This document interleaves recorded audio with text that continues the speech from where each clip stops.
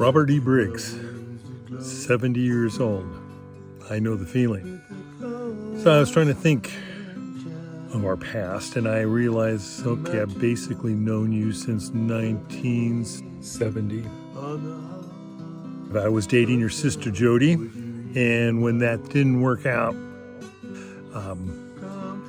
I ended up connecting with you somehow. I'm not quite sure how that all evolved, but we became pretty good friends.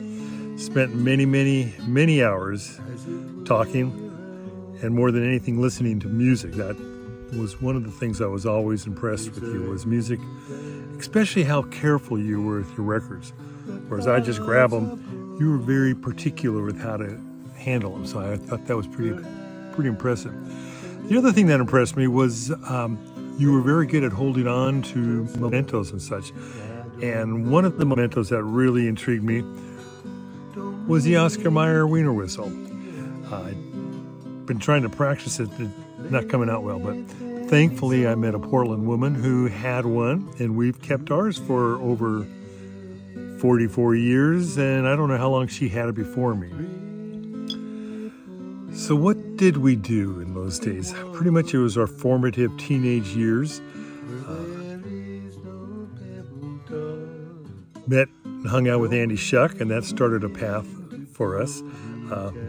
More than anything, I think our connection was music and very interesting conversation. You pretty much introduced me to the Stones and the Dead, and I might have helped you understand the Scorpions and Gong. Many hours listening to music, driving around in your gold brown Mustang. That was pretty sweet. Maybe my Ford Fairlane, the blue Ford Fairlane. Oh, I just remembered one. Probably one of the more impressive times we had was going into Hollywood and surprisingly having a door we knocked on opened by the renowned Dr. Demento, who said, "Hey, how you doing? I'm in the middle of a break." And all we could do was, we were speechless, but that was pretty cool. Yeah, the trip up north with Skip in his dad's car and breaking down in the middle of I-5, Northern California, before cell phones, and then Bagby Hot Springs, that was pretty memorable. But a lot of things, we played tennis, we played handball over at the Loyola courts. Early in the morning, 2 in the morning, we would play tennis. We played ping pong at 2 in the morning. That was pretty fun. Here's another one.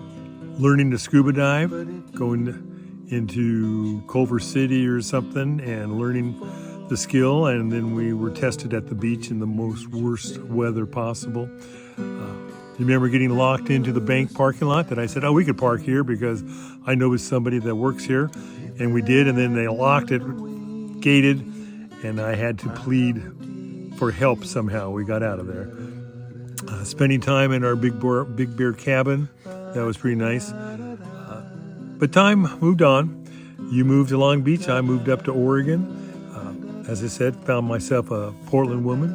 You found yourself a Long Beach woman. Kids came along.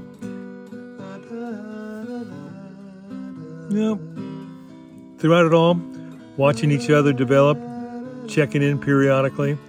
While we may not have been next door neighbors for the last 40 plus years, you have and do remain one of my, if not closest friend, and I do appreciate the time we spent together. You helped me become who I was and became, and that may be why my brother never quite understood our conversations, because we often spoke in a language that was beyond his capability of understanding. It's his loss. So many more memories. I could go on, but I'm beginning to ramble, and I just wanted to wish you the happiest of 70th, and on to the next 70. Oh, one thing I did forget to mention.